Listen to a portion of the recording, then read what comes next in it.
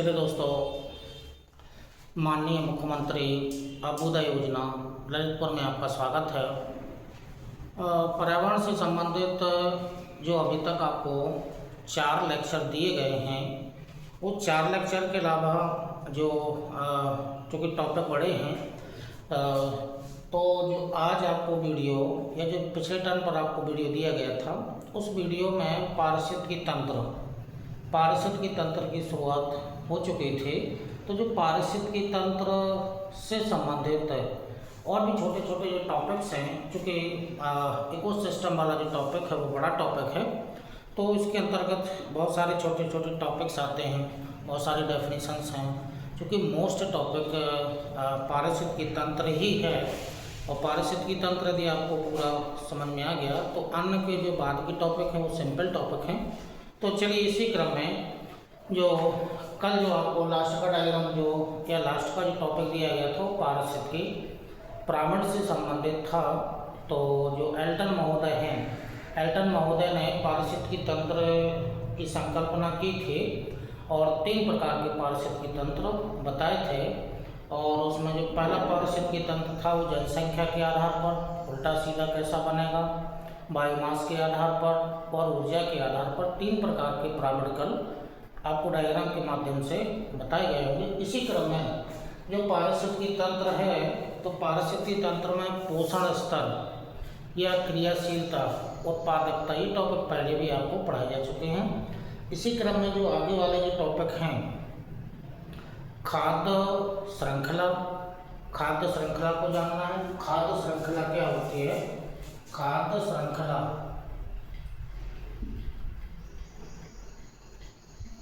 श्रृंखला ये टॉपिक है। तो खाद्य श्रृंखला का मतलब होगा कि जो उत्पादक हैं, उत्पादक से उपभोक्ता कैसे आपस में जुड़े हुए हैं। तो जो खाद्य श्रृंखला है, किसे खाद्य श्रृंखला कहा जाता है, थोड़ा सा नोट कर लीजिएगा। फिर कैसे कैसे खाद्य श्रृंखला बनेगी वो आपको बता रहे हैं, तो पहले नोट कर लीजिएगा, खाद्य श्रृंखला के बारे में लिख लीजिएगा। हरे पौधे, उपभोक्ता एवं अपघटनकर्ता आपस में मिलकर खाद्य श्रृंखला का निर्माण करते हैं, क्योंकि यह आपस में एक दूसरे पर निर्भर होते हैं। खाद्य श्रृंखला में ऊर्जा का प्रवाह है, एक दिशीय होता है।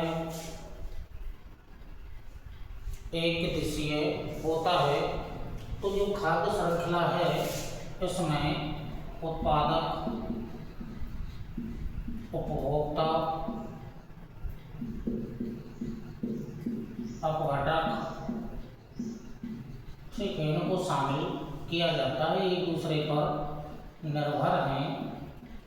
पर निर्भर हैं और ऊर्जा का प्रवाह एक दिशीय होता है। इसे ही खाद्य श्रृंखला के नाम से जाना जाता है। तो अब जो खाद्य श्रृंखला है, यदि विभिन्न क्षेत्रों की खाद्य श्रृंखला को यदि हम देखें, तो जैसे मान लीजिएगा तालाब की खाद्य श्रृंखला। अब तालाब में चूँकि झील या तालाब या नदी या जो भी जलीय भाग होगा, की संरचना एक जैसी होगी। तालाब में निवास करने वाले शैवाल होते हैं, ये सूक्ष्म वनस्पति है, शैवाल होते हैं। इन शैवालों को खाने वाली छोटी मछलियाँ,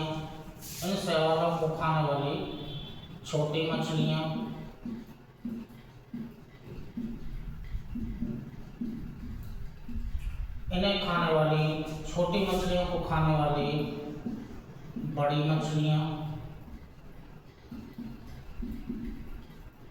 या इनको खाने वाले बगुला या अन्य चीज़ें हो सकती हैं, अन्य जीव हो सकते हैं। तो ये तो या तो किसी झील या तालाब की खाद्य श्रृंखला है, ठीक है। तो ये खाद्य श्रृंखला किसी तालाब की हो गई है। अब आइएगा, या फिर इसमें दूसरे प्रकार से तालाब का कर सकते हैं। ये शैवाल हैं ही, क्या शैवाल को छोड़ दिएगा, सूक्ष्म जो हरे पौधे हैं शैवाल के अलावा,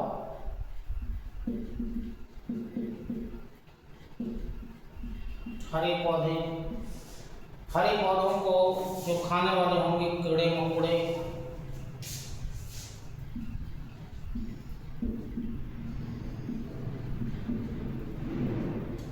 कीड़े मकोड़े, इन कीड़े मकोड़ों को खाने वाला हो सकता है तालाब या झील में मेंढक हो सकता है, मेंढक को खाने वाला सर्प हो सकता है, ठीक है।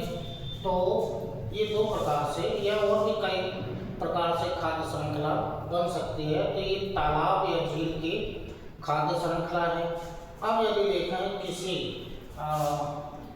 घास क्षेत्र की या घास मैदान की, घास मैदान की खाद्य श्रृंखला को देखेंगे तो जो घास है, तो घास का मतलब घास तो यहाँ पर होगी, तो घास, ठीक है, घास होगी। इस घास को खाने वाला घास के मैदान में टिड्डा होगा। इस टिड्डा को खाने वाला हो सकता है घास के मैदान में मेंढक हो, या चिड़िया वगैरह, मेंढक भी हो सकता है, चिड़िया भी हो सकती हैं, या कोई और अन्य जीव हो सकते हैं। मेंढक या चिड़िया को खाने वाला उस घास के मैदान में सर्प हो सकता है। तो ये घास की खाद्य श्रृंखला है। या किसी को दूसरे रूप से चिड़िया, बाज, गिद्ध या दूसरे प्रकार से बन सकती है। चलिए एक ही प्रकार से इसको बना दे रहे हैं। घास, घास को खाने वाला कीड़े मकोड़े, कीड़े मकोड़ों खाने वाली चिड़िया, चिड़ियों को खाने वाली बाज, तो दूसरे प्रकार से भी बन सकती है। घास, घास को खाने वाले कीड़े मकोड़े, इन कीड़े मकोड़ों को खाने वाली घास के मैदान में मुख्य रूप से चिड़िया, चिड़िया या चिड़िया को खाने वाली वहाँ बाज हो सकती है। तो ये घास के मैदान की खाद्य श्रृंखला है। अब यदि हम किसी वन क्षेत्र की देखें, वन क्षेत्र की, वन क्षेत्र की खाद्य श्रृंखला देखें तो वन में चूंकि हरे पौधे तो होंगे ही, तो हरे पौधे, ठीक है, हरे पौधे,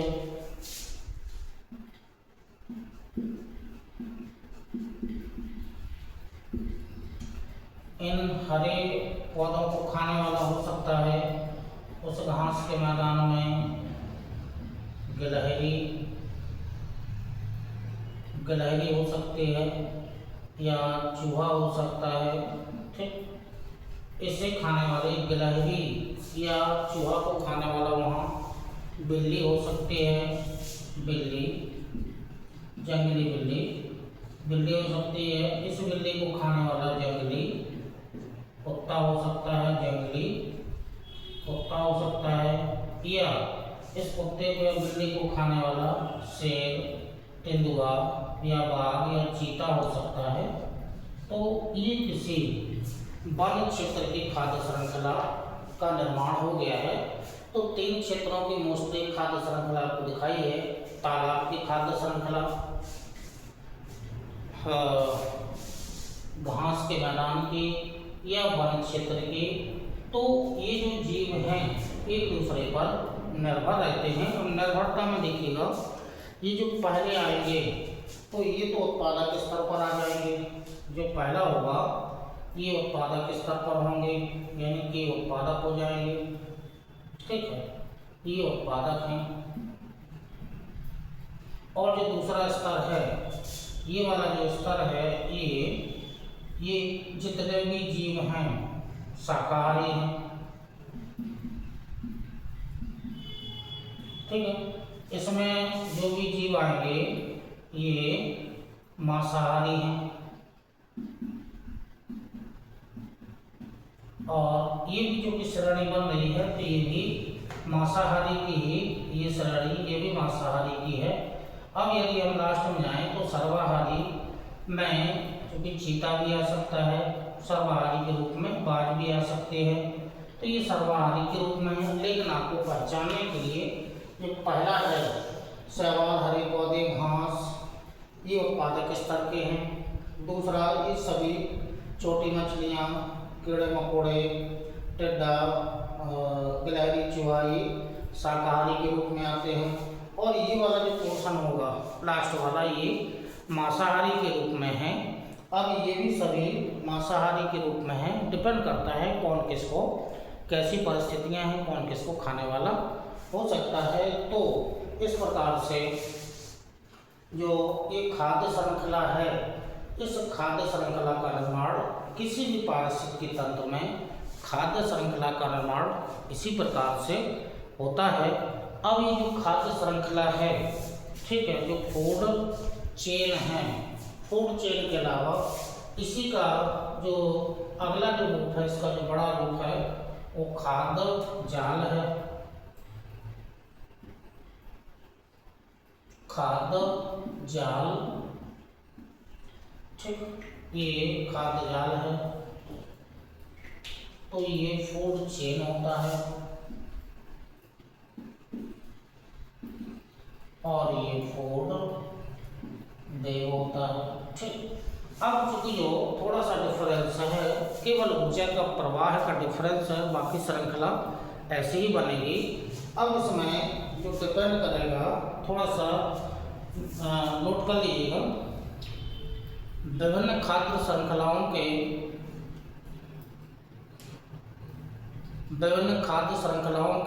पारस्परिक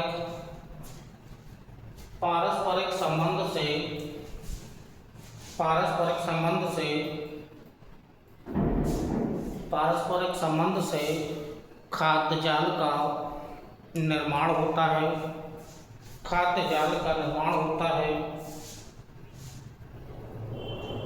जिसमें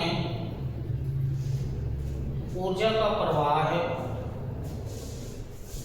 एक दिशीय होते हुए भी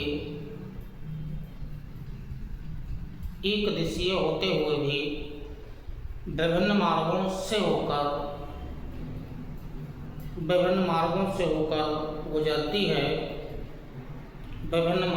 से होकर गुजरती है। ठीक, अब देखिएगा, जैसे इसी में ये जो फूड खाद्य श्रृंखला है, इसी में ऐसा बन सकता है कि जो कि ये तो उत्पादक स्तर पर है और ये जो उपभोक्ता स्तर पर है, ठीक है।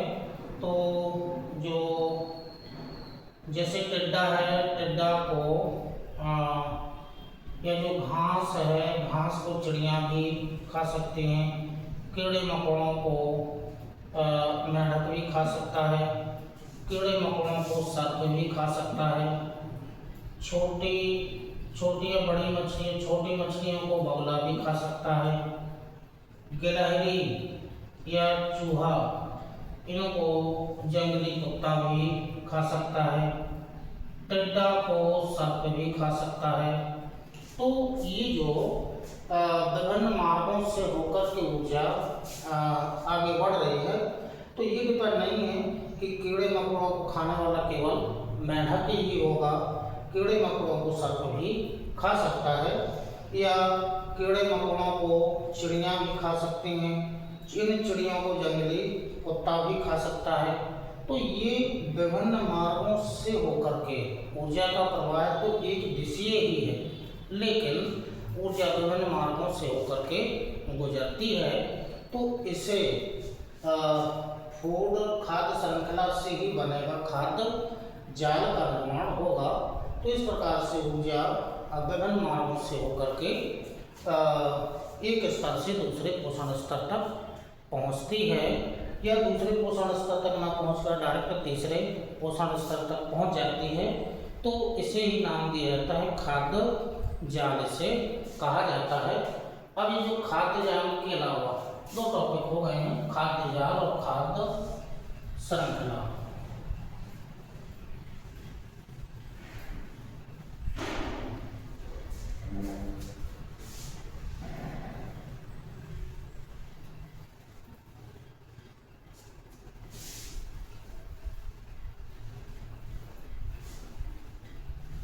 चलिए इसी क्रम में जो छोटे छोटे टॉपिक्स हैं क्योंकि जो पारिस्थितिकी तंत्र से संबंध रखते हैं, तो वो छोटे छोटे जो टॉपिक्स हैं उनको देखिएगा। पहला है जो टॉपिक है अपघटक।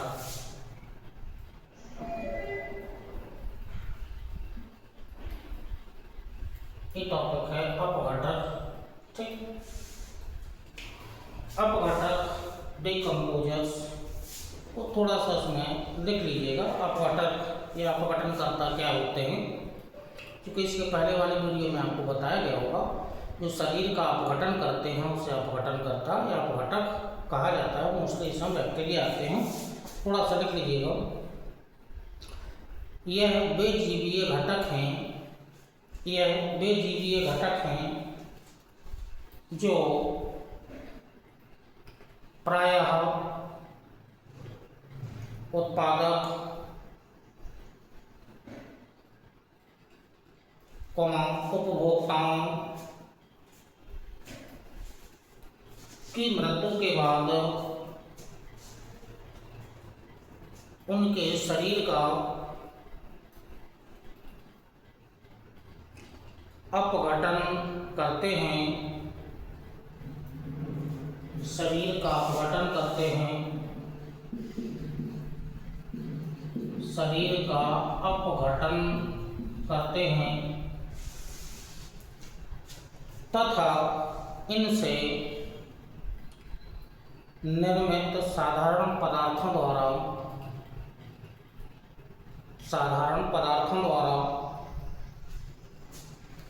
अपना भोजन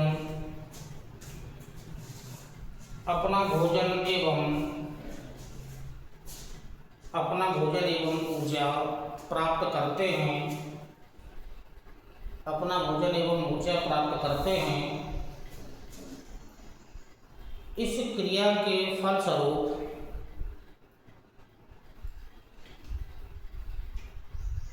जटिल कार्बनिक पदार्थ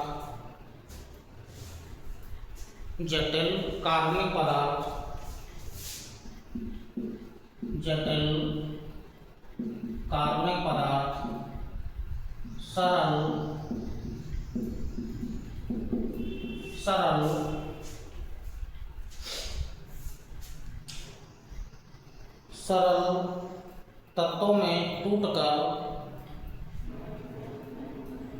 नाइट्रोजन, कार्बन डाइऑक्साइड, पोटेशियम,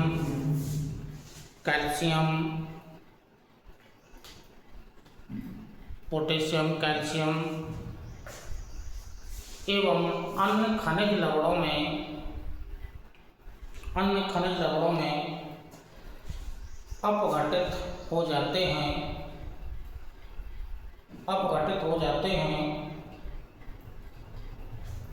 यह पदार्थ, यह तत्व, सरल तत्व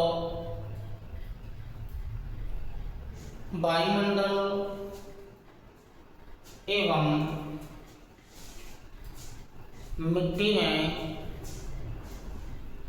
मिट्टी में मुक्त होते रहते हैं,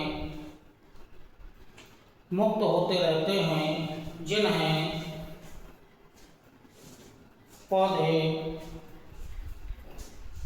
पौधे पुनः ग्रहण कर लेते हैं।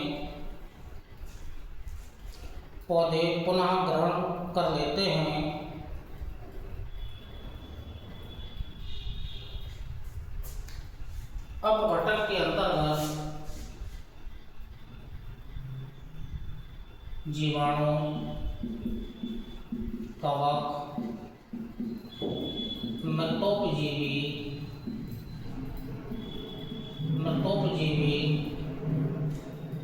मृतोपजीवी आते हैं।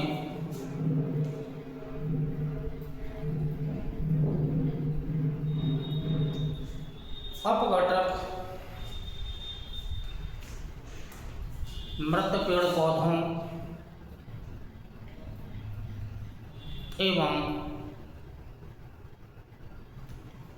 उपभोक्ताओं के मृत शरीर का अपघटन करके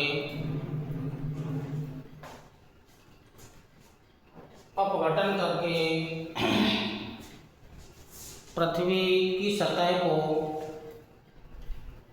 साफ करते रहते हैं,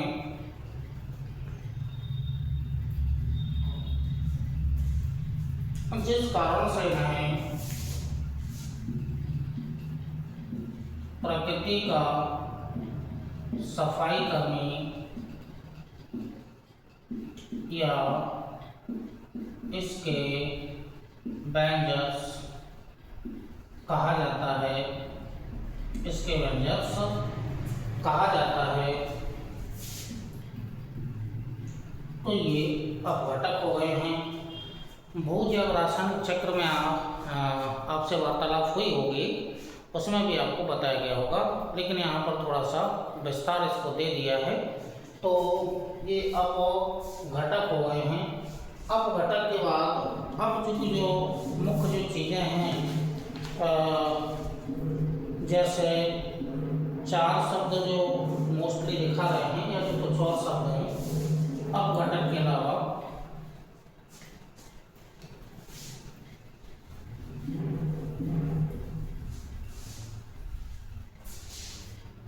ठीक है, जैसे परजीवी, परजीविता, परजीवी, इनका गुण जो होता है वो परजीविता कहलाता है। सहजीवी या जो इनका जो गुण होता है उसे सहजीविता कहा जाता है, सहजीविता कहा जाता है। मृतोपजीवी, मृतोपजीवी, इनका जो गुण होगा इसे मृतोपजीविता, मृतोपजीविता कहा जाता है। इसके अलावा मृतोपजीविता के अलावा कुछ सहभोजी और इनका जो गुण होता है वो सहभोजिता, सहभोजिता कहा जाता है। इसके अलावा अधिपादक और इनका जो गुण अधिपादकता,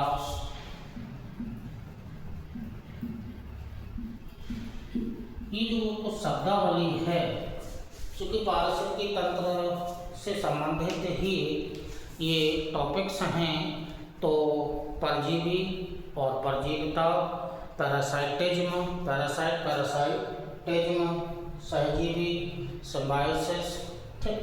तो ये जो कुछ छोटे छोटे टॉपिक्स हैं, इनको हमें समझना है। तो जो जैसे पहला टॉपिक है परजीवी है, ठीक है। अब इनको एक एक करके हम समझते हैं। गुण इनका, जैसे परजीवी है, तो परजीवी का चूँकि इसमें जो भी टॉपिक्स आए हैं, इसमें 2 जीव होंगे, यानी कि 2 होस्ट होंगे, यानी कि किसी भी में 2 जीव के बीच संबंध है, 2 जीव के बीच संबंध। अब 2 जीव होंगे, 2 जीव के बीच में संबंध है, 2 होस्ट होंगे।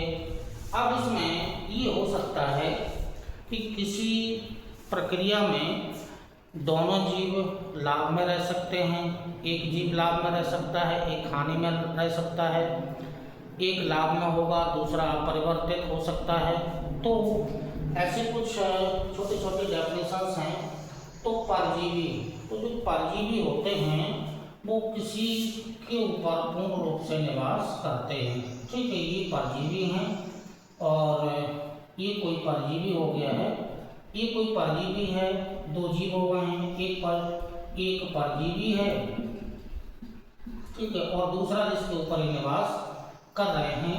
तो ये जो परजीवी होता है, एक परजीवी तो हमेशा लाभ में रहता है, लेकिन जिसके ऊपर ये परजीवी निवास कर रहा है इसी से तो ये भोजन लेगा और भोजन के साथ साथ में रोग भी फैलाएगा, ठीक है, ये रोग भी फैलाएगा।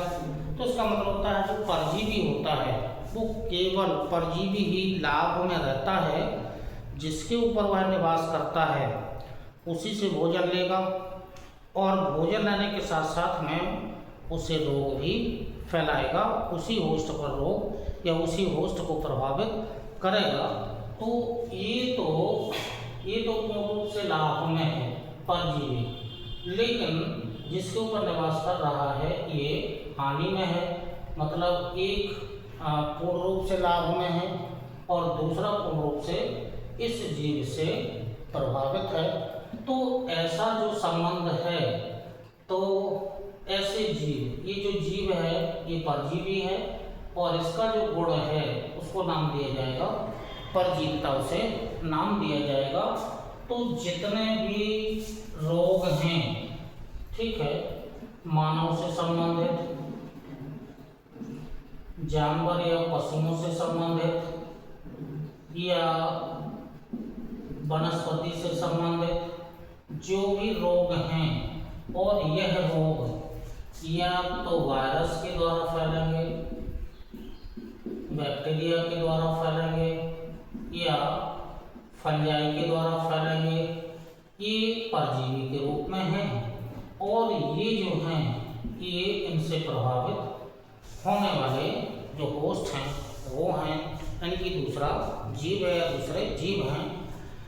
तो इस प्रकार का जो संबंध है इसे परजीवी और इनके इस गुण को परजीविता के नाम से जाना जाता है, ठीक है। कुछ पौधों में कुछ परजीवी के रूप में हैं, तो वो थोड़ा सा लिख लीजिएगा। पौधों में परजीवी के रूप में नोट कर लीजिएगा, 2-3 पॉइंट हैं। पूर्ण मूल परजीवी, पूर्ण मूल परजीवी, पूर्ण मूल परजीवी, औरोवैंकी, औरोवैंकी है, ठीक, एक पॉइंट हो गया। दूसरा पॉइंट लिखिएगा, आंशिक मूल परजीवी, आंशिक मूल परजीवी, इसका एग्जाम्पल हो जाएगा चंदन है, ठीक। अब जो पूर्ण स्तंभ परजीवी, पूर्ण स्तंभ परजीवी, इसमें अमरवेल, ये एग्जाम्पल जो कि इम्पोर्टेंट हैं। ये एग्जाम्पल तो मानव, पशुओं, वनस्पति में बैक्टीरिया, वायरस, फंजाई या प्रोटोजोन्स से होने वाले विभिन्न प्रकार के रोग हैं। तो ये परजीवी के रूप में हैं, ये प्रभावित हो रहे हैं, ये पूर्ण रूप से लाभ में हैं और ये पूर्ण रूप से हानि में है। अब ये वनस्पति के कुछ वनस्पति के एग्जाम्पल्स हैं। पूर्ण मूल, मूल का मतलब हो गया है जड़, ठीक, रूट, और स्तंभ का मतलब होता है तना, ठीक। ये एग्जाम्पल यहाँ पर आपको डाले गए हैं। तो पूर्ण जड़ परजीवी, औरोवैंकी, आंशिक मूल चंदन, पूर्ण तना परजीवी, अमरवेल। तो ये जो परजीवी हैं या परजीविता का जो गुण है इससे संबंधित आपको जानकारी दी है। इसी क्रम में कि जो अगला जो टॉपिक है वो बहुत ही ज़्यादा इम्पोर्टेंट है। प्रत्येक जो टॉपिक है उसमें 2 जीव या 2 होस्ट होंगे ही। अब किसको लाभ होता है, किसको हानि होती है, ये प्रक्रिया में देखेंगे। अगला जो टॉपिक है बहुत ही इंपॉर्टेंट है, सहजीवी।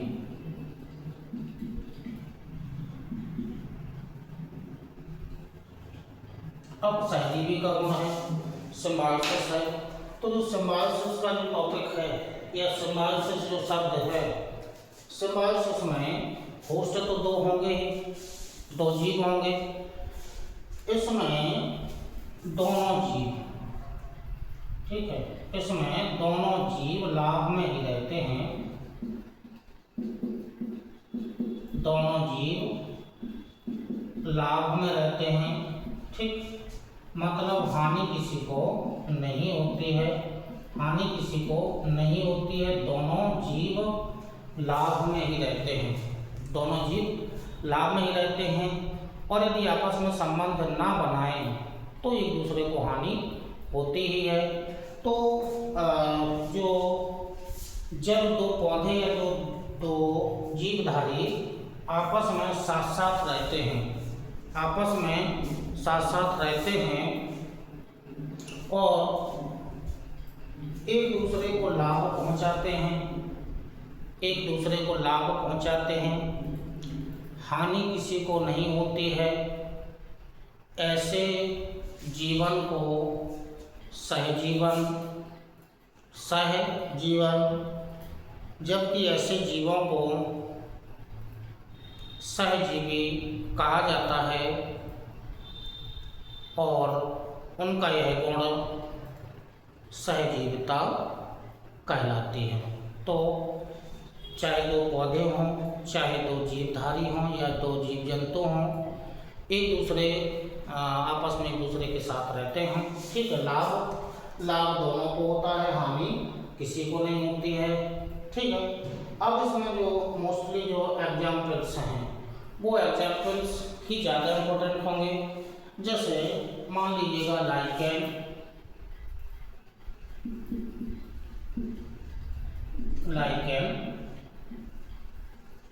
लाइकेन जो बीच की कड़ी है, कवक और शैवाल के बीच की कड़ी है, ये फंजाई है और ये एल्गी है। इनकी लाइकेन में कवक और शैवाल दोनों के गुण पाए जाते हैं, या कवक और शैवाल के बीच की जो कड़ी होती है उसे लाइकेन कहा जाता है। अब ये कवक और शैवाल एक दूसरे को साथ में रहना है, तो लाइकेन में जो कवक के लक्षण होते हैं, इसमें खनिज लवण अवशोषण करने के अंग पाए जाते हैं, अवशोषण अंग होते हैं, ठीक है। जबकि ऐसे अंग इसमें शैवाल में नहीं पाए जाते हैं। जबकि शैवाल में जो होता है वो क्लोरोफिल पाया जाता है, क्लोरोफिल पाया जाता है, जबकि इसमें कवक में क्लोरोफिल नहीं पाया जाता है, अनुपस्थित होता है। अब ये दोनों आपस में मिलेंगे तब एक खनिज लवण का अवशोषण करके शैवाल को दे देगा, और शैवाल में क्लोरोफिल है ही, हरा रंग का शैवाल होता ही है, तो इसमें क्लोरोफिल की उपस्थिति है। यदि ये दोनों आपस में मिल जाएं, ठीक है, दोनों आपस में मिल जाए तो बन जाएगा भोजन, बन जाएगा। इस शैवाल भोजन बना लेगा और एक कवक को दे देगा, तो ये एक दूसरे को आदान प्रदान करने वाला संबंध है। तो जो लाइकेन जो एग्जाम्पल है वो सहजीवी का एग्जाम्पल है। तो यदि ये दोनों आपस में ना मिलें तो भोजन नहीं बन पाएगा। तो एक एग्जाम्पल तो आपका लाइकेन है, इम्पोर्टेंट है। इसी तरह से जो एक एग्जाम्पल आगे आएगा, जैसे प्रवाल भित्ति या प्रवाल कीट भी सहजीवी का एग्जाम्पल है, ठीक है। इसमें जो प्रवाल कीट होता है वो कोरल पॉलिप होता है, कोरल पॉलिप होता है, और जो शैवाल होता है वो जो जैंथनी, ठीक, ये जो जैंथनी होता है, ये दोनों आपस में मिलते हैं और भोजन बना देते हैं। दो दोनों लाभ में रहते हैं। तो लाइकेन सहजीवी का एग्जाम्पल हो गया है और प्रवाल कीट भी सहजीवी का एग्जाम्पल हो गया है। अब इसके बाद आइएगा एक एग्जाम्पल और समझिएगा जो इम्पोर्टेंट है। राइजोबियम नाम का एक बैक्टीरिया है, राइजोबियम नाम सुना होगा, राइजोबियम। तो राइजोबियम नाम का बैक्टीरिया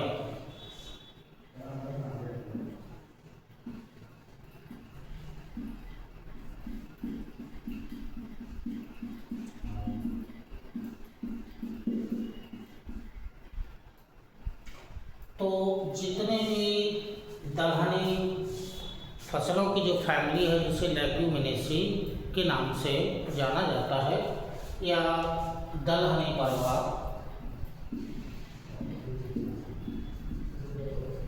ये दलहनी परिवार है। जितनी भी दलहनी फसलें होती हैं वो एक फैमिली है। बॉटनी में, वनस्पति में लेग्यूमिनेसी, ये लेग्यूमिनेसी नाम की एक फैमिली है।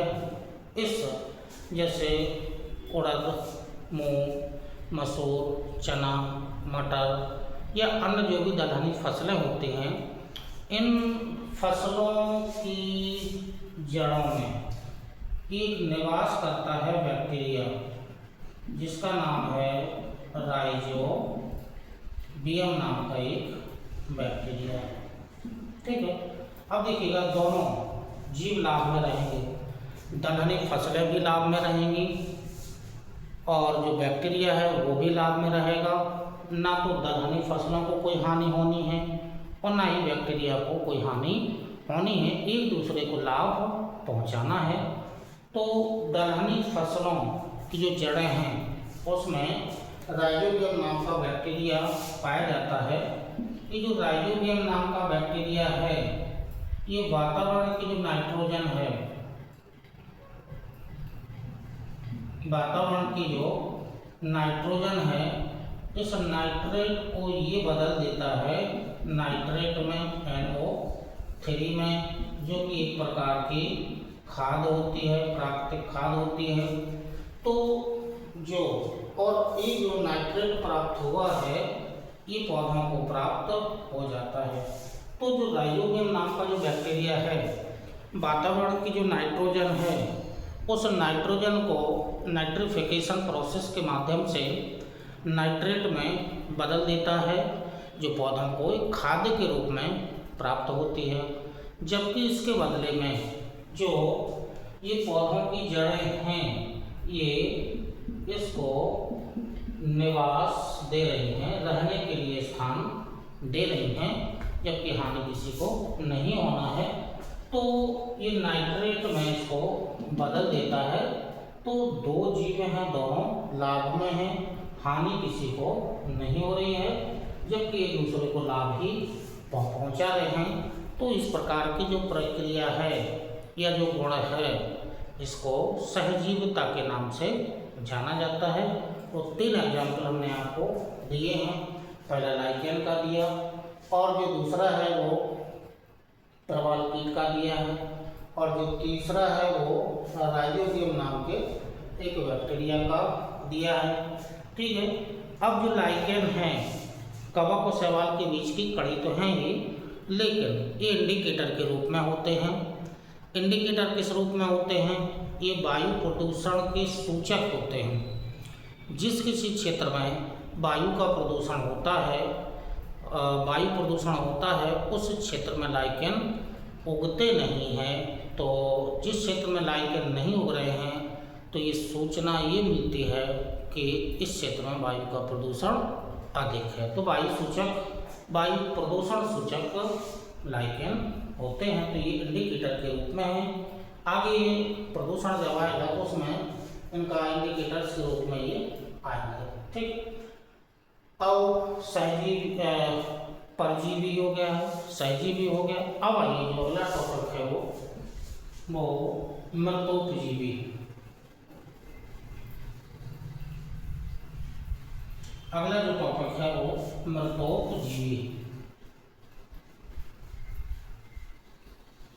ठीक, तो मृतोपजीवी मतलब सड़े गले पदार्थों पर उगना, मतलब ऐसे जीव जो सड़े गले पदार्थों पर उगते हैं। सड़े गले पदार्थों पर उगने वाले जीवों को ही मृतोपजीवी के नाम से जाना जाता है। तो जो पौधों का सड़े गले पदार्थों पर उगना, पौधों का सड़े गले पदार्थों पर उगना और उन्हीं से अपना भोजन ग्रहण करना, उन्हीं से अपना भोजन ग्रहण करना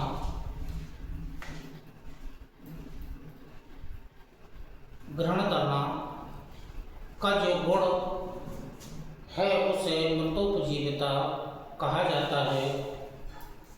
जैसे चूँकि एग्जाम्पल ज़्यादा इम्पोर्टेंट होते हैं, ठीक है। जैसे जिसके ऊपर उग रहे हैं, जैसे ये कोई पौधा है,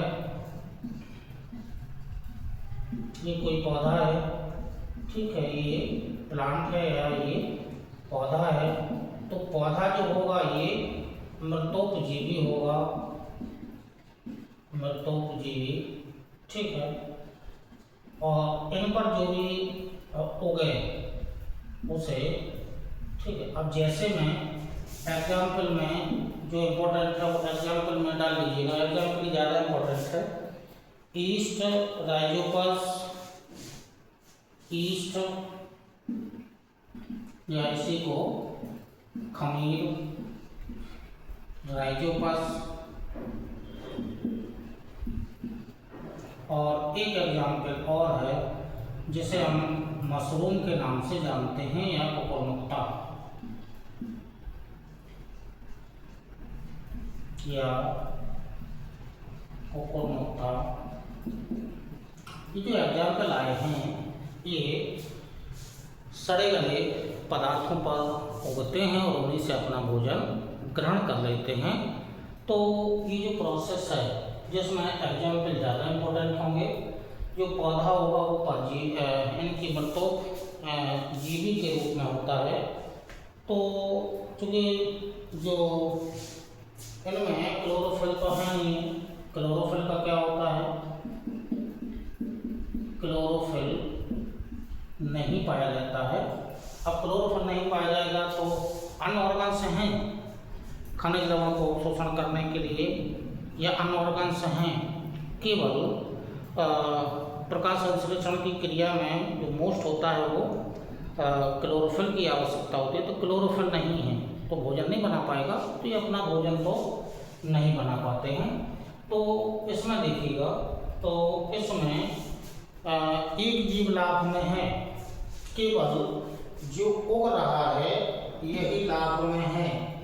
पौधा है जिसके ऊपर उग रहा है ये अपरिवर्तित रहेगा, ना तो कोई लाभ है और ना ही कोई हानि होती है। तो मृतोपजीविता में केवल जो दूसरे के ऊपर उगता है उसी को लाभ होता है, जिसके ऊपर उगता है वो जीव अपरिवर्तित रहता है, ना तो लाभ होता है और ना ही हानि होती है, ठीक है। अब जो चूँकि दो गुण एक साथ आ रहे हैं, तो जैसे अधिपादप, दो जीव रहना ही है,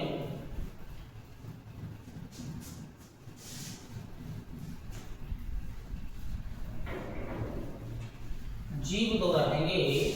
तो जो अगले जो दो शब्द हैं, एक तो अधिपादप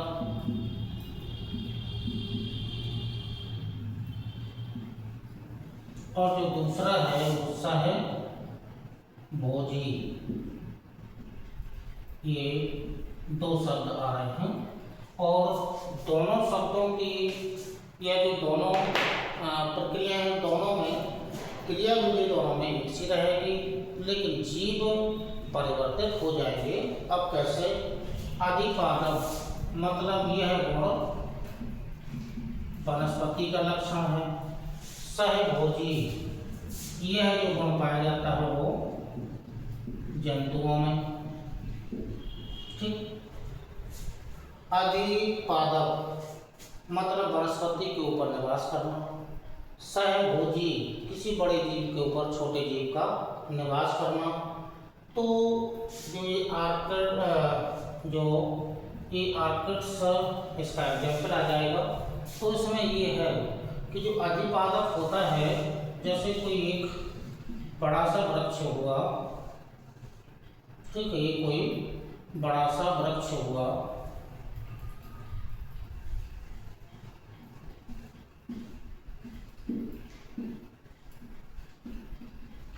ये कोई बड़ा सा वृक्ष है, ठीक है।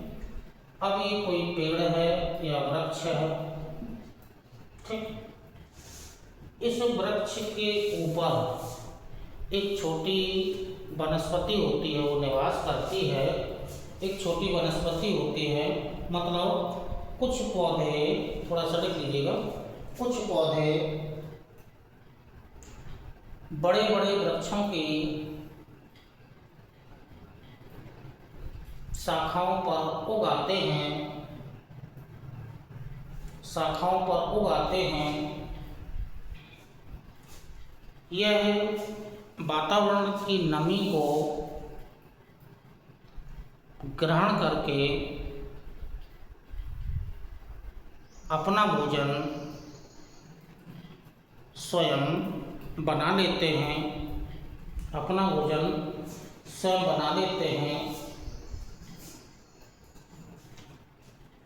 इनमें क्लोरोफिल है, नमी वातावरण से लेना है,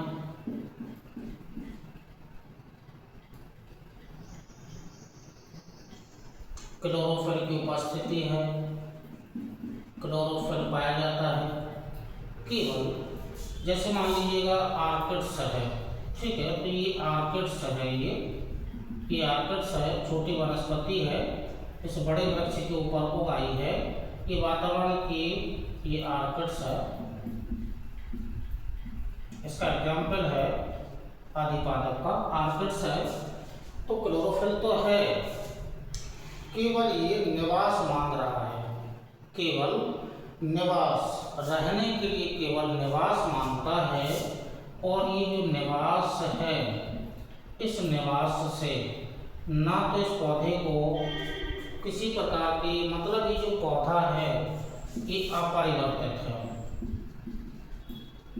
ना तो लाभ और ना ही हानि होती है, जबकि आर्किड्स होता है ये लाभ में रहता है। क्यों? केवल निवास मांग रहा है और निवास करते समय किसी प्रकार का रोग उत्पन्न नहीं करता है। तो ऐसा जो लक्षण है इसे अधिपादपता के नाम से जाना जाता है, अधिपादप कहा जाता है। अब ये जो लक्षण है ये तो वनस्पति में है, वो लक्षण जंतुओं में है। तो जैसे प्रक्रिया यहाँ पर है वैसे ही प्रक्रिया यहाँ पर है। जैसे एक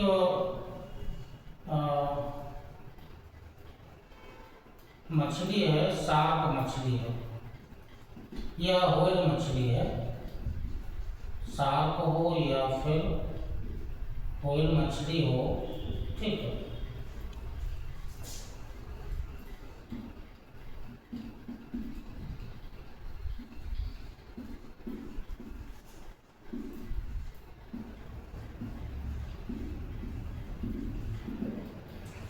अब ये शार्क व्हेल मछली के निचली सतह पर एक छोटी सी मछली चिपकी रहती है, जिसे चूसक मछली कहा जाता है।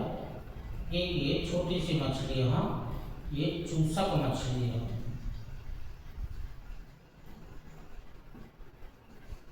ये चूसक मछली है।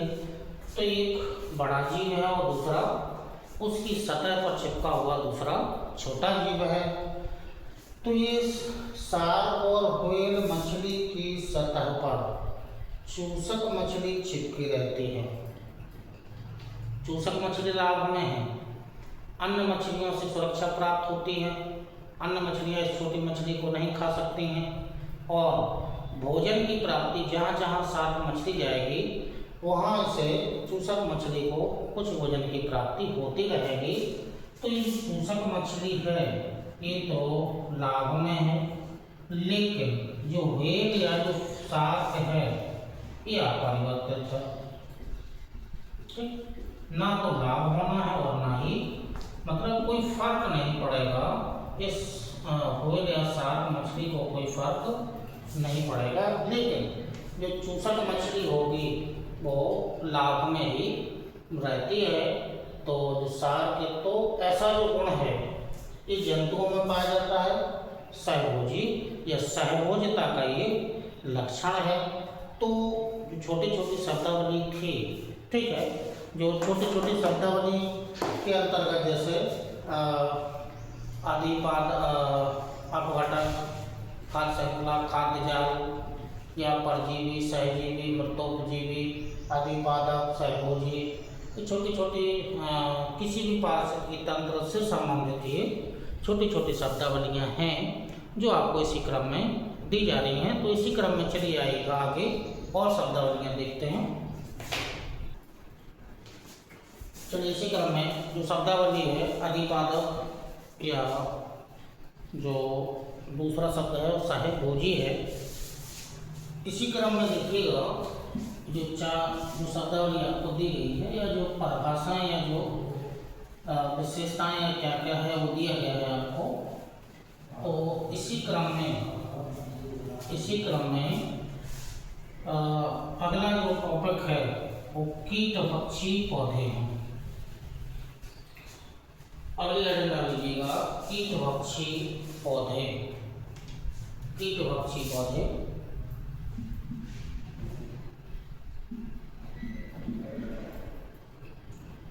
कीट पक्षी पौधे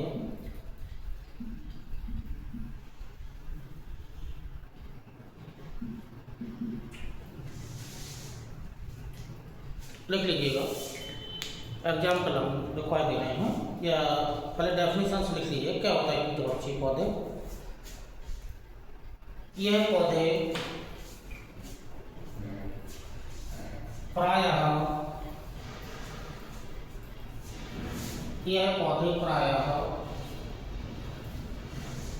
उन स्थानों पर उगते हैं जहाँ की भूमि में नाइट्रोजन की कमी पाई जाती है।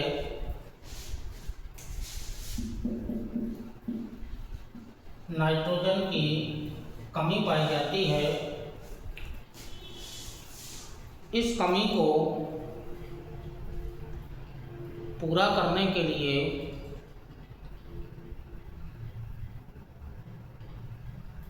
कीटभक्षी पौधे कीट पतंगों को मारकर कीट पतंगों को मारकर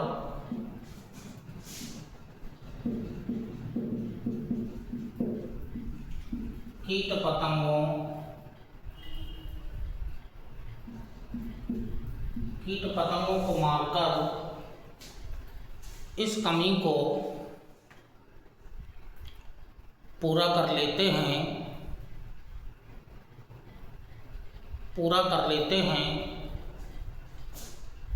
कीटभक्षी पौधे कहलाते हैं। यह पूर्ण विकसित पौधे होते हैं।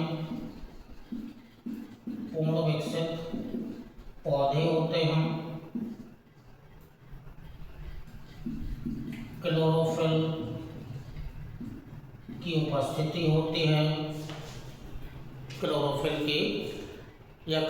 पाया जाता है। पूर्ण विकसित पौधे होंगे तो क्लोरोफिल की उपस्थिति तो होगी ही। तो पूर्ण विकसित पौधे होते हैं और हरी पत्तियां होंगी तो क्लोरोफिल तो होगा ही। जैसे एग्जाम के लिए ज़्यादा इम्पोर्टेंट है यूट्रिकुलेरिया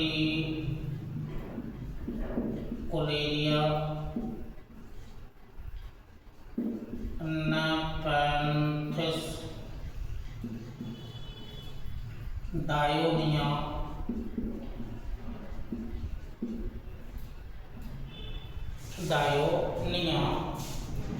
और ड्रोसेरा। एक पौधा और आता ड्रोसेरा। ठीक, तो ये कीटभक्षी पौधों के उदाहरण होते हैं। ये उदाहरण हैं, तो चूँकि इनसे एग्जाम्पल से क्वेश्चन बन चुके हैं। तो जो कीटभक्षी पौधे हैं नाइट्रोजन, क्योंकि ऐसे स्थानों पर उगते ही हैं, मोस्टली दलदलीय स्थानों पर ही उगते हैं ये, और दलदलीय स्थानों पर नाइट्रोजन की कमी होती है। तो ये कीटभक्षी पौधे हैं। ठीक है, इसी क्रम में जो अगला जो टॉपिक है प्रकाश संश्लेषण की क्रिया कैसे कैसे होती है, तो फोटोसिंथेसिस या प्रकाश संश्लेषण। ये जो भी टॉपिक्स हैं सभी टॉपिक्स इकोसिस्टम या पारिस्थितिकी तंत्र से संबंधित टॉपिक्स हैं। अब जो अगला टॉपिक है वो फोटोसिंथेसिस या प्रकाश संश्लेषण।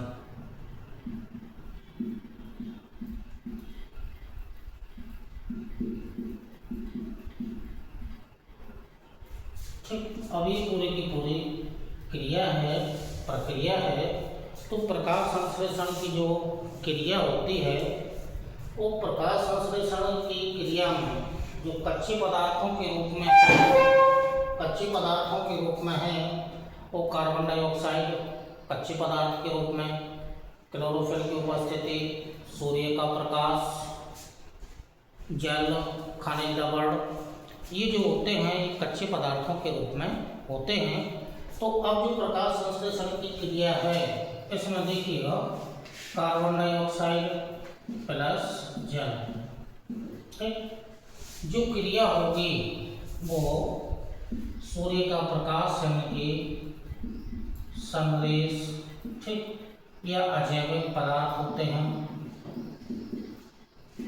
अजैविक घटक, उपस्थिति क्लोरोफिल की होती है,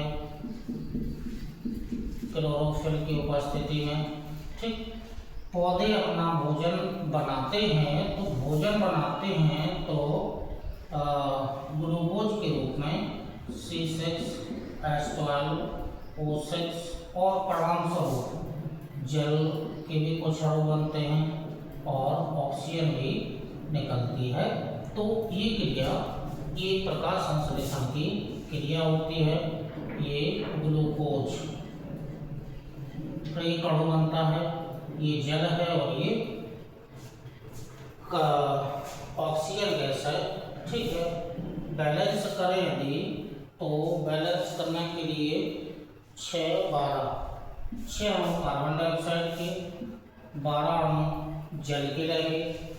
क्रिया के फलस्वरूप एक अणु ग्लूकोज का बनेगा, 6 अणु जल के और 6 अणु ऑक्सीजन गैस के, 6 अणु इसके और 6 अणु इसके बनेंगे। ये प्रकाश संश्लेषण की क्रिया होती है। तो प्रकाश संश्लेषण की क्रिया में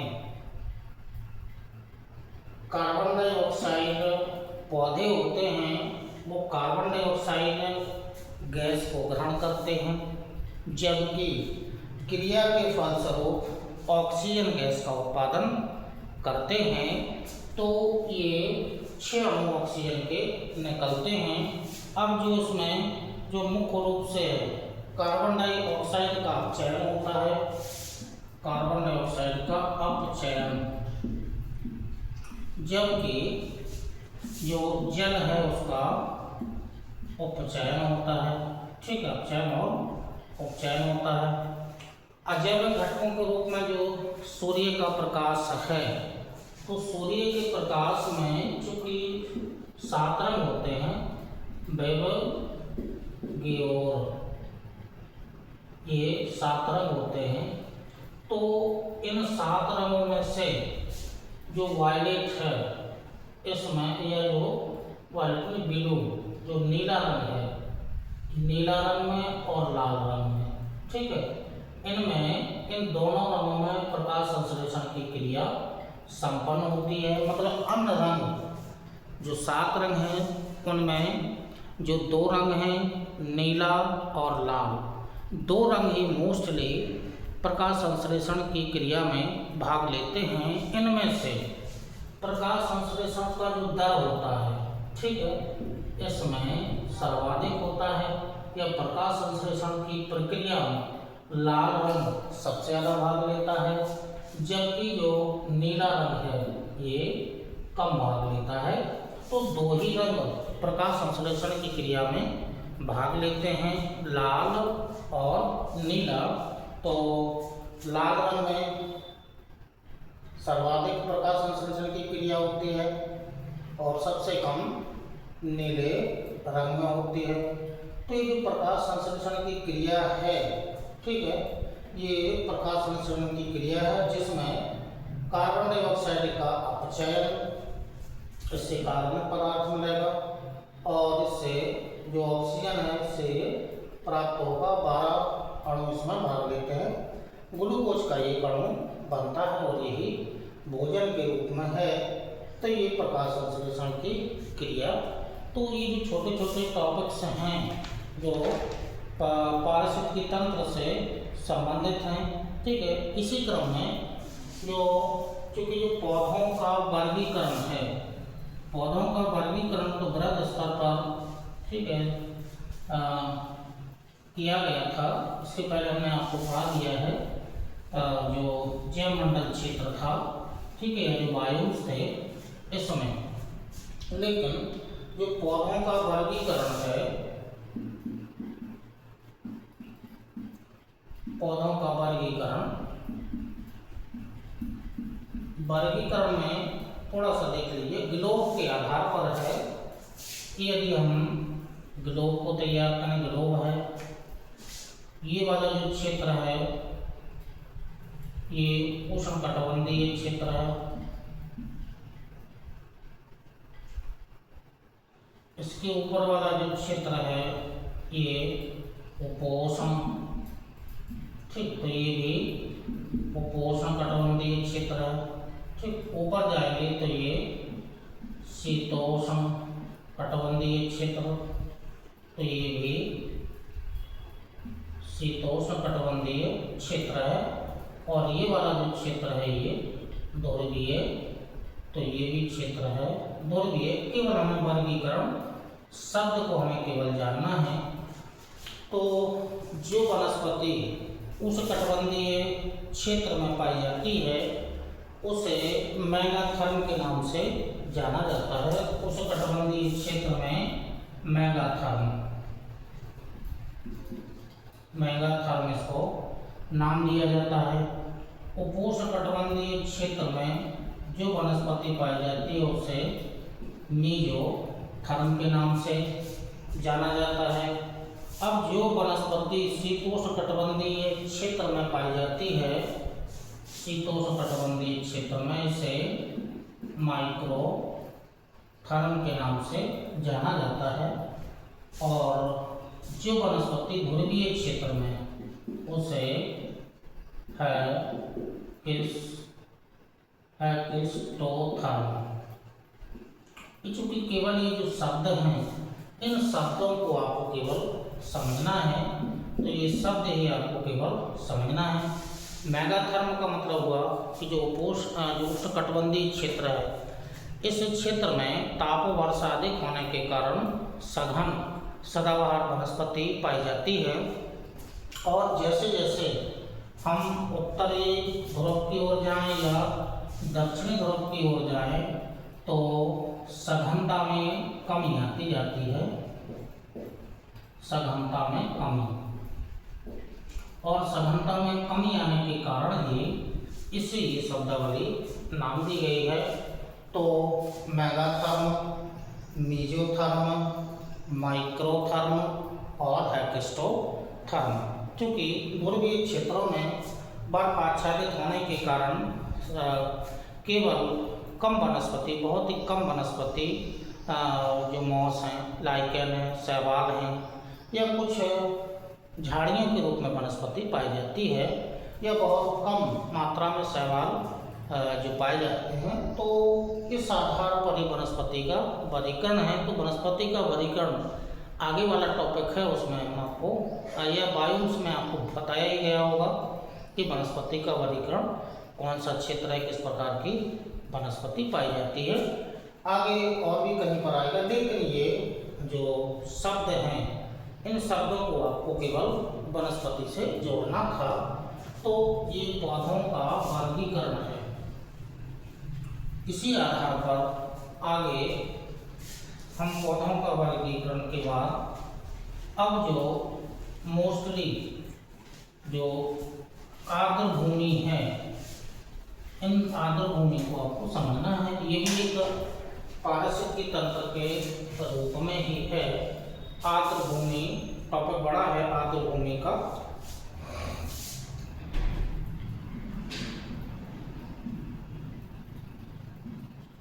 आर्द्र भूमि वेटलैंड,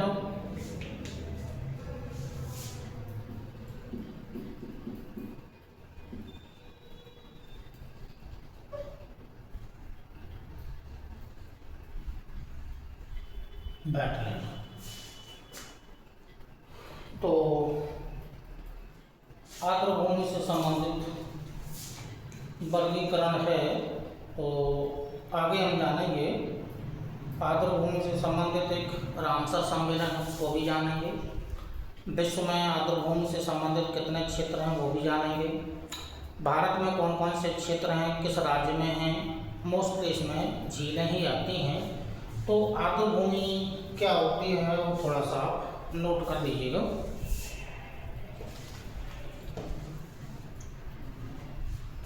दलदल, कॉमा लगाते जाना, दलदल, पंक भूमि, कृत्रिम, प्राकृतिक, स्थायी, अस्थायी, स्थिर, गतिमान, जल, कॉमा, ताजा अथवा लवण युक्त जल क्षेत्रों को, लवण युक्त जल क्षेत्रों को आर्द्र भूमि कहा जाता है। इसमें बेसागरीय क्षेत्र भी शामिल हैं, क्षेत्र भी शामिल हैं जहां निम्न ज्वार के समय, निम्न ज्वार के समय गहराई, निम्न ज्वार के समय गहराई 6 मीटर से अधिक नहीं पाई जाती है। तो आर्द्र भूमि का मतलब है चाहे तो वो दलदलीय क्षेत्र हो, पंक भूमि वाला क्षेत्र हो, कृत्रिम हो अथवा प्राकृतिक हो, स्थिर हो या गतिमान हो, स्थायी हो या अस्थायी हो, ताजा जल हो, लवण युक्त जल हो, इन सबको आर्द्र भूमि के रूप में वर्गीकृत किया जाता है। अब जो मोस्टली जो वर्गीकरण जानना है वो 3 प्रकार से वर्गीकरण है आर्द्र भूमि का।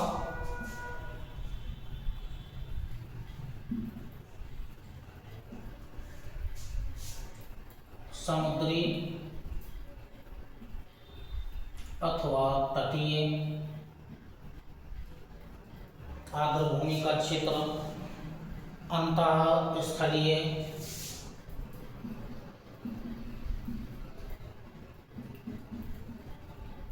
चूंकि ये ज़्यादा मोस्ट रहता है अंतः स्थलीय, और जो तीसरा है वो मानव निर्मित।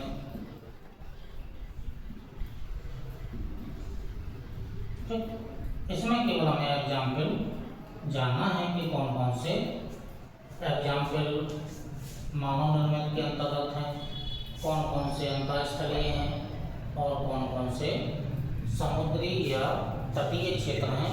तो इसमें केवल लिस्ट बना दीजिएगा। खाड़ी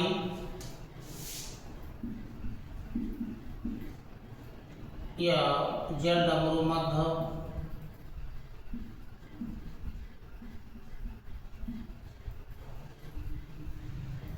ये तटीय क्षेत्र में आएगा।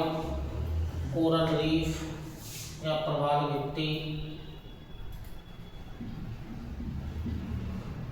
प्रवाल भित्ति। अगला जो आएगा वो पथरीला समुद्री तट, पथरीला समुद्री तट, कंकड़ या बालू युक्त तट।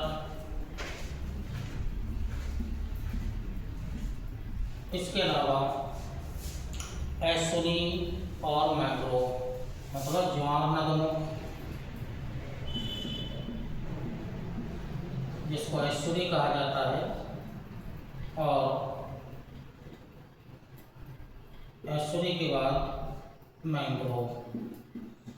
ये मैंग्रोव वनस्पति वाला टॉपिक इम्पोर्टेंट है, वार्तालाप अभी आगे होगी। मैंग्रोव क्या हैं, कितने प्रकार के होते हैं, क्या क्या विशेषताएं हैं। मैंग्रोव या इनको गरान वनस्पति के नाम से भी जाना जाता है। तो मैंग्रोव वन या गरान वन के नाम से नहीं जाना जाता है। तो जो आर्द्र भूमि का जो 3 रूपों में वर्गीकरण है, उसमें पहला है समुद्र तटीय है, खाड़ी, गोल्फ या वे, या जो जल डमरू मध्य है, ठीक है।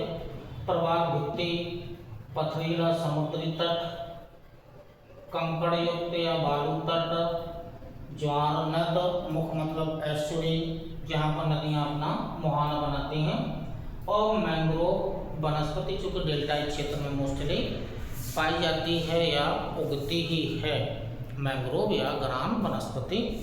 अब उसके बाद आइएगा अंतःस्थलीय, मतलब ये समुद्र तट के बाद जो तट के आंतरिक भाग में है, उसके अंतर्गत या तो झील, तालाब, झील प्राकृतिक रूप से तालाब करना, अदरवाइज मानव निर्मित में डालना है। तालाब, नदियों के जो डेल्टा होते हैं, डेल्टा, या जो क्रीक होती हैं वो क्रीक, अंतःस्थलीय के अंतर्गत किया आएगा क्रीक। कच्छ, कच्छ या जो स्वच्छ या जो स्वच्छ जलीय क्षेत्र है, या ऐसे को हम झरना भी नाम दे सकते हैं, झरना। ये जो टॉपिक आएंगे या जो क्षेत्र आएंगे वो अंतःस्थलीय के अंतर्गत हैं। झील या प्राकृतिक रूप से तालाब, नदियों के डेल्टाई क्षेत्र, समुद्र तटीय क्षेत्रों में अंतःस्थलीय क्षेत्र है क्रीक, दलदलीय क्षेत्र होता है। और उसी से संलग्न कच्छ का जो क्षेत्र वो भी दलदलीय ही है, रण है, मरुस्थल है, दलदलीय क्षेत्र है। स्वच्छ झरना जो होता है ये प्रवाहित जल के अंतर्गत होता है। तो ये अंतःस्थलीय जो आर्द्र भूमि के क्षेत्र हैं वो ये इसमें शामिल होंगे। अब आता है जो मानव निर्मित हैं, एक तो एक्वाकल्चर है, जो कि तालाब यहाँ डाला था, उसमें एक्वा कल्चर वाला क्षेत्र हो जाएगा। तालाब, ठीक है, ये तालाब जो होगा वो मानव निर्मित होगा, तालाब, ठीक है, कृत्रिम होगा, ये मानव निर्मित होगा, ये यहाँ प्राकृतिक हो जाएगा, ठीक है। एक्वाकल्चर, तालाब जो कृत्रिम रूप से मानव निर्मित होता है, तालाब। उसके अलावा सिंचित कृषि भूमि, सिंचित कृषि भूमि, ये सिंचित कृषि भूमि मानव निर्मित नहर होती है, मैनमेड होती है, मानव निर्मित होती है। इसके अलावा जो अवशिष्ट पानी जो नदियों का रिसाव या नहरों के रिसाव से हो जाता है, जल जमाव, अवशिष्ट जल, ये मानव निर्मित लैंड भूमि के अंतर्गत आते हैं। तो ये मानव निर्मित लैंड भूमि है, तो ये आर्द्र भूमि से संबंधित क्षेत्र है, ठीक है। तो आर्द्र भूमि से संबंधित ही भारत में कुछ आर्द्र भूमि के क्षेत्र हैं, उनके हम आपको लिस्ट बनवा देंगे। तो आर्द्र भूमि से संबंधित एक सम्मेलन भी हुआ था, आर्द्र भूमि से संबंधित एक सम्मेलन है, रामसर एक सम्मेलन है। तो आर्द्र भूमि से ही संबंधित एक सम्मेलन है,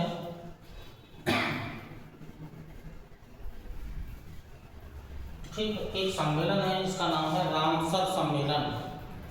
आर्द्र भूमि से संबंधित एक सम्मेलन हुआ था जिसका नाम है रामसर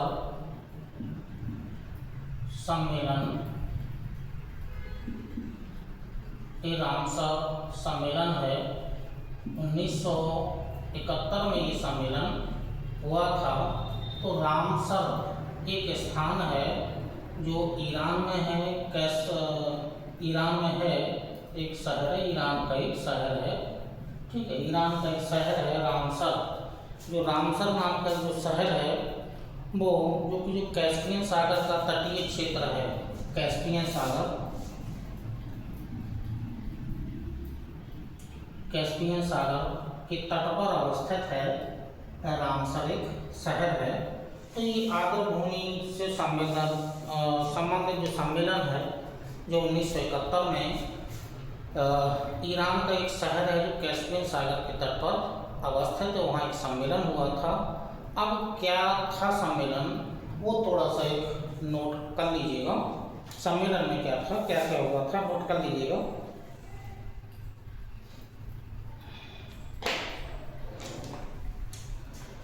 आर्द्र भूमि के संरक्षण से,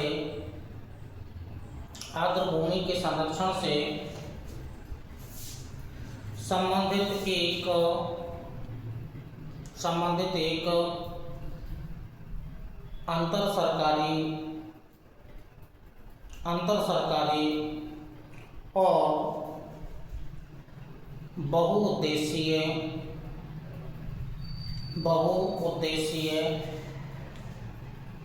सम्मेलन जो ईरान में हुआ था, ईरान में हुआ था, एकमात्र ऐसा सम्मेलन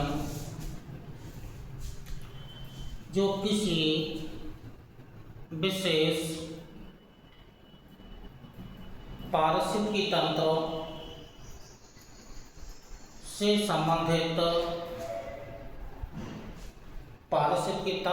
संबंधित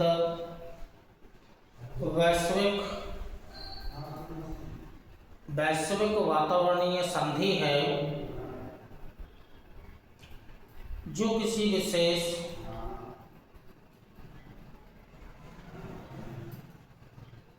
पारिस्थितिकी तंत्र से संबंधित है। वर्तमान में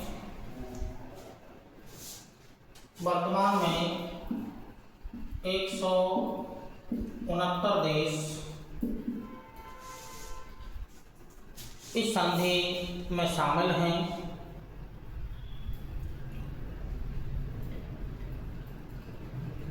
यह संधि 1975 में लागू हुई, 1975 में लागू हुई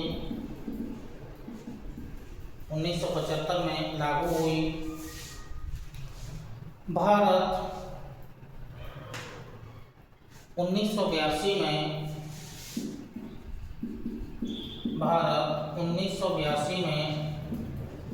शामिल हुआ। भारत 1982 में शामिल हुआ।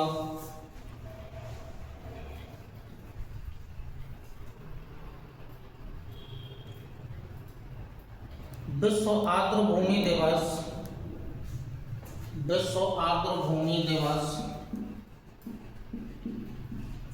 प्रतिवर्ष 2 फरवरी को, विश्व आर्द्रभूमि दिवस प्रतिवर्ष 2 फरवरी को मनाया जाता है। 2 फरवरी को मनाया जाता है। प्रथम विश्व आर्द्रभूमि दिवस, प्रथम आर्द्रभूमि दिवस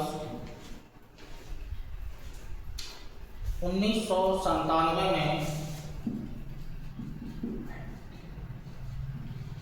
1997 में मनाया गया था। 1997 में मनाया गया था।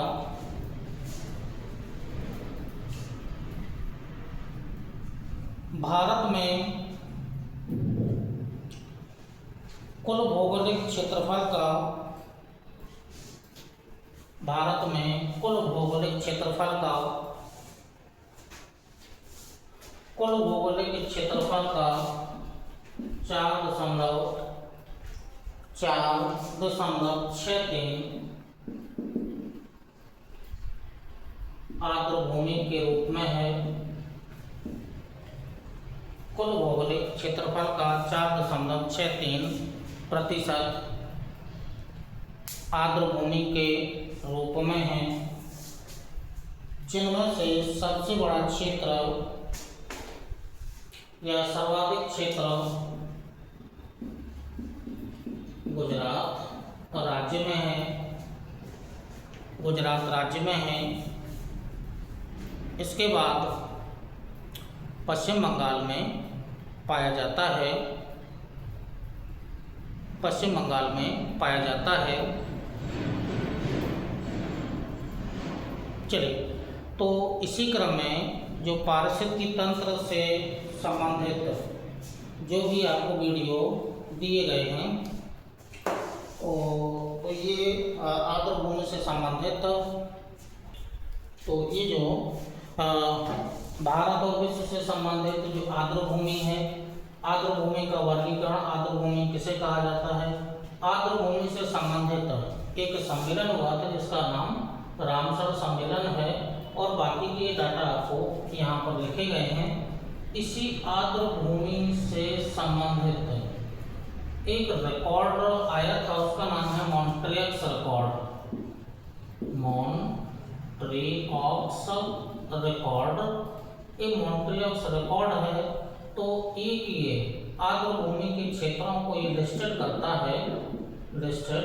तो भारत में या विश्व में कितने आर्द्रभूमि के क्षेत्र हैं, मुख्य आर्द्रभूमि के क्षेत्र कौन कौन से हैं, या भारत में जो मोस्टली जो आर्द्रभूमि से संबंधित जो क्षेत्र हैं कौन कौन से हैं, क्योंकि यहाँ मोस्टली जो मुख्यतः आती हैं, जो लेक्स हैं, जो झीलें हैं, वो इस रिकॉर्ड के माध्यम से लिस्टेड हैं। तो जो नेक्स्ट वीडियो आपको डाला जाएगा उसमें आपको बताया जाएगा कि भारत में कौन कौन से आर्द्रभूमि के क्षेत्र हैं। तो ये जो मॉन्ट्रियक्स रिकॉर्ड है, इससे संबंधित जो भारत में कितने क्षेत्र हैं, किन को पहले शामिल कर लिया गया था, किन को फिर बाद में हटाया गया, और किस बेस पर इनको आर्द्रभूमि के अंतर्गत रखा गया है। तो मोस्टली झीलों का मोस्टली संरक्षण के रूप में इनको रखा जाता है। तो इसी क्रम में जो नेक्स्ट वीडियो जो पारिस्थितिकी तंत्र के अंतर्गत ही है, जो मॉन्ट्रियक्स रिकॉर्ड है, और भारत में कौन कौन से आर्द्रभूमि के क्षेत्र हैं, तो इसी क्रम में आगे आपको कंटिन्यू जो वीडियो हैं ऑनलाइन क्लासेस वो आपको दी जाएगी। तब तक के लिए नमस्कार, धन्यवाद, जय हिंद।